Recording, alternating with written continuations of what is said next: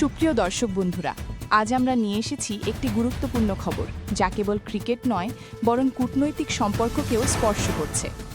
ভারত এবং বাংলাদেশের সম্পর্ক সামান্য স্বস্তি ফিরেছিল ঠিক সেই মুহূর্তে বিসিসিআই এর সিদ্ধান্ত নতুন উত্তেজনা সৃষ্টি করেছে। মুস্তাফিজুর রহমানকে আইপিএলে খেলতে না দেওয়ায় কেবল খেলাধুলা নয়, কূটনৈতিক ক্ষেত্রেও দ্বন্দ্ব সৃষ্টি হয়েছে।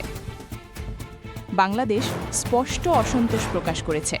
বিসিবি জানিয়েছে ভারতের টি-20 বিশ্বকাপে তারা আর অংশ নেবে না। বাংলাদেশ সরকারের পক্ষ থেকেও কঠোর বার্তা এসেছে। যুব ও ক্রীড়া উপদেষ্টা বলছেন, দেশের মর্যাদা ও ক্রিকেটারদের প্রতি যে অসম্মান তা কোনোভাবেই সহ্য করা হবে না। এই আহ্বানের প্রেক্ষিতে দেশে আইপিএলের সম্প্রচারও বন্ধ হয়ে গেছে। এটি প্রমাণ করছে এটি শুধু মুস্তাফিজের নয়, পুরো দেশের মর্যাদার প্রশ্ন।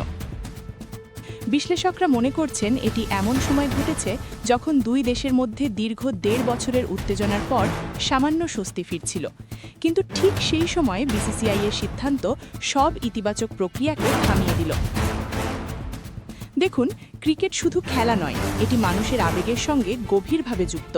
তাই খেলাকে রাজনৈতিক চাপের সঙ্গে জড়িয়ে দেওয়া সম্পর্কের মেরামতের প্রচেষ্টায় বাধা সৃষ্টি করেছে। ১.৫ বছর ধরে বাংলাদেশি খেলোয়াড়রা আইপিএলে অংশ নিয়েছে, কোনো বাধা ছিল না। মুস্তাফিজ সহ ৭ জন খেলোয়াড় নিলামে ছিলেন। কলকাতা নাইট রাইডার্স তাকে দলে অন্তর্ভুক্ত করেছিল। কিন্তু কয়েকজন রাজনৈতিক ব্যক্তির আপত্তির পর হঠাৎ বিসিসিআই অবস্থান পাল্টায়। এটি প্রশ্ন তোলে, ভারতের সঙ্গে বাংলাদেশের সম্পর্ক কি এখন ক্রিকেট বোর্ডের সিদ্ধান্তের ওপর নির্ভর করছে নাকি কূটনীতির ওপর? বাংলাদেশে ভারত বিরোধী মনোভাব আরও জোর পেয়েছে। আগের ১.৫ বছরের ক্ষোভ ইতিমধ্যেই জমেছিল, আর এই সিদ্ধান্ত যেন আগুনে ঘি ঢেলে দিল। সামাজিক যোগাযোগ মাধ্যমে প্রতিক্রিয়া প্রবল হয়েছে। ক্রীড়া মহল ও সাধারণ মানুষের আবেগ মিলিয়ে বিষয়টি এখন কেবল ক্রিকেটের সীমায় নেই।